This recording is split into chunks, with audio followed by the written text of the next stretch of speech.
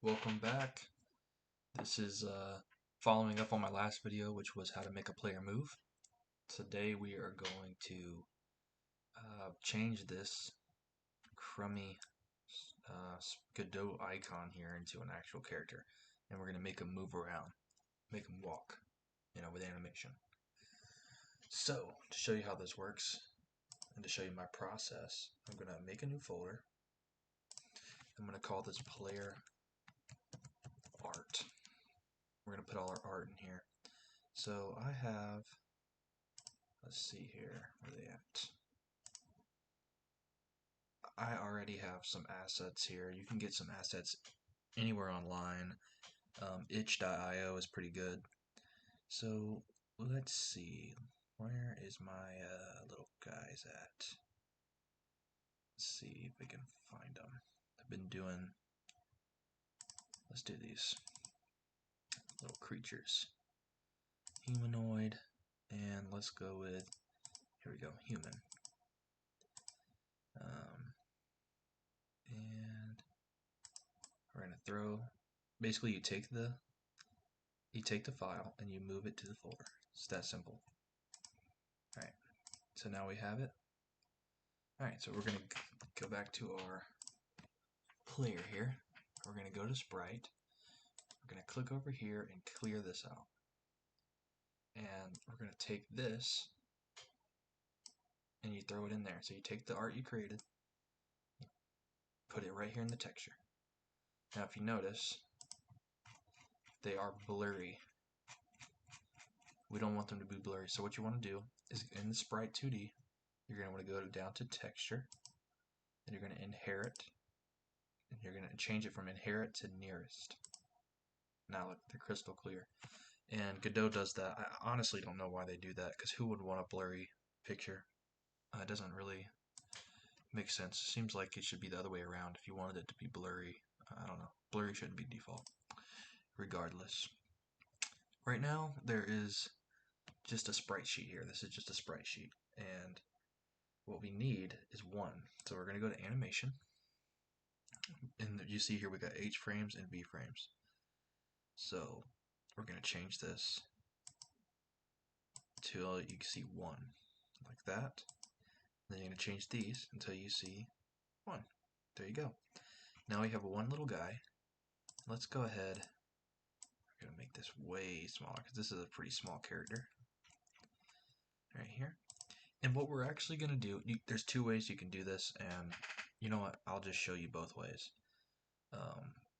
So with a Sprite 2D, you're going to need another node, which is an animation player, right here. And if you want this guy to walk around, you're going to go here, you're going to click on animation. Let's drag this up a little. You're going to go to animation, you're going to click new. And let's just say we want him to walk, so he's going to walk.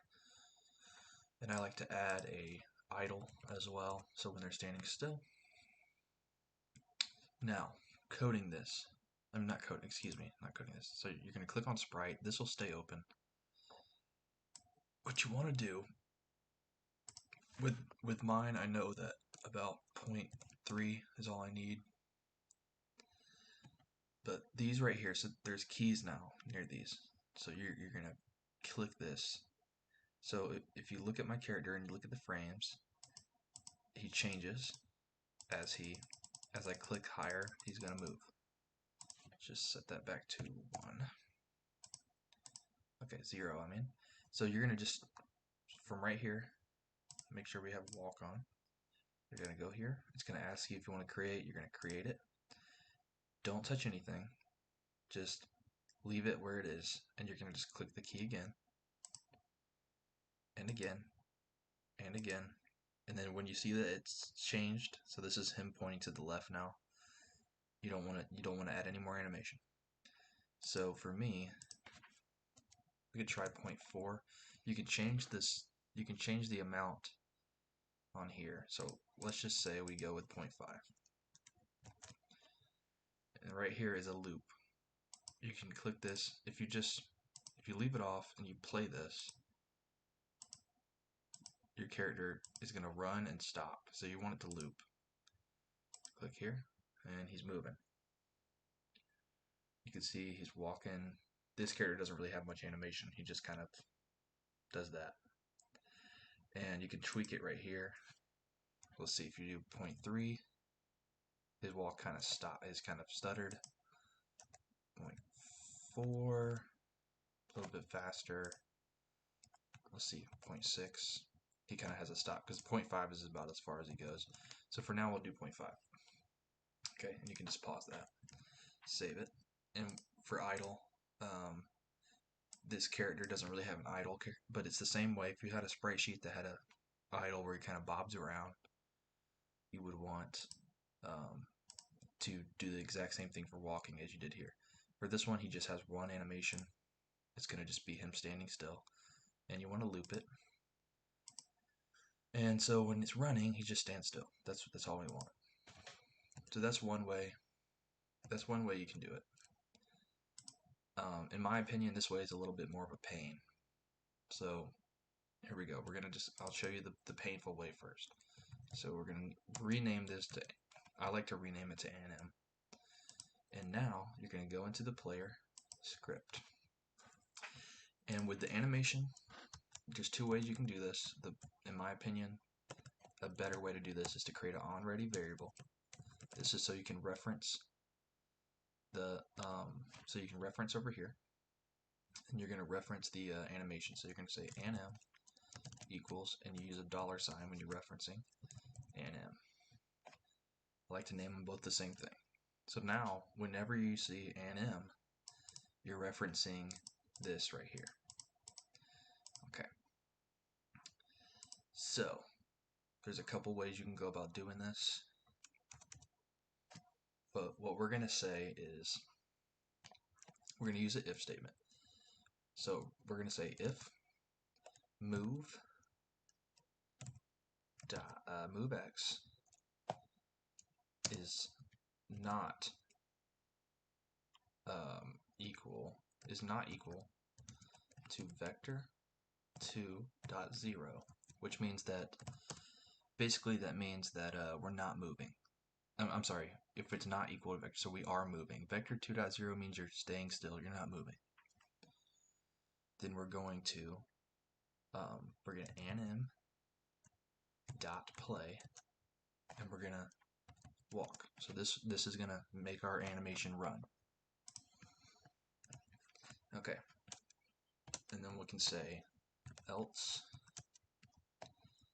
anim dot play idle. Now, I will tell you, if you get farther into game development, this else will cause you problems because the idle will try to override everything, and I do have a fix for that. Maybe in a later video. If you have a lot more animations, like if you have an attack animation, your idle animation is going to want to override because you have it as an else. So one way you could do it,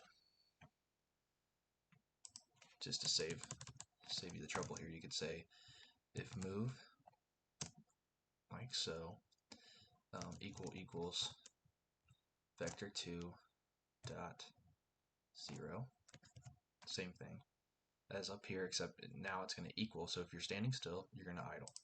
And these both do the same thing. You just won't have as many issues if you don't use the else. Okay, so let's see what happens here. So we're going to play.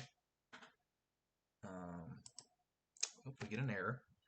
Invalid operator as float vector 2 operator. Okay, move x is not equal to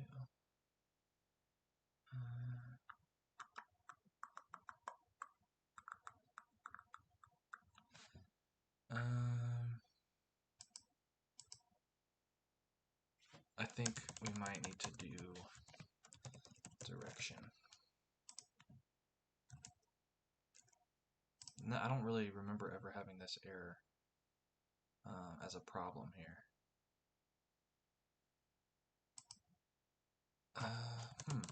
Let's see. Should work. Worked for me plenty of times before. We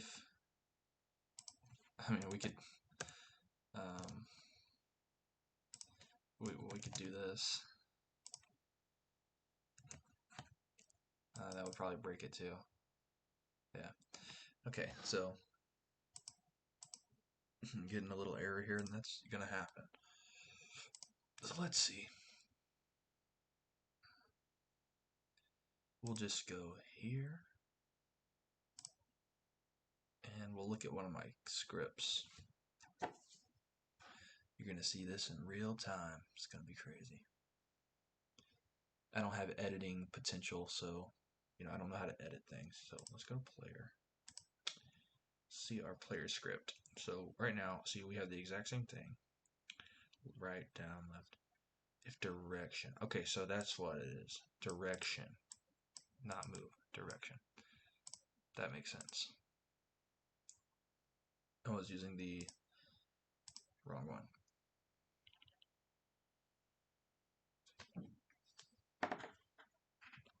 Alright. Sorry for that, guys. So, let's see. Let's go ahead and fix this. Equals. You know what? I was thinking of the next thing we need to do. That's what it was. So if direction, and then right here, direction, which makes total sense because our direction here is a vector too. All right. And our guy is really small.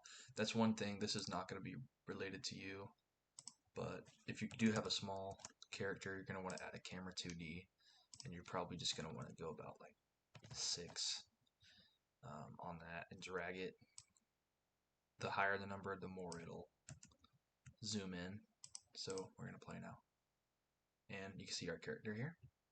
And he moves very fast because we're zoomed in now. So we probably do need to be around, say, 60. You can see he animates. Still a little fast. Let's go 35. Sorry. Just trying to make sure this is seeable. Alright, so every direction here he's walking. Now the problem is he's walking in the wrong direction here, right? So we're going to fix that. So we're going to come down here, and this is what I was thinking before. So if, we're going to say if move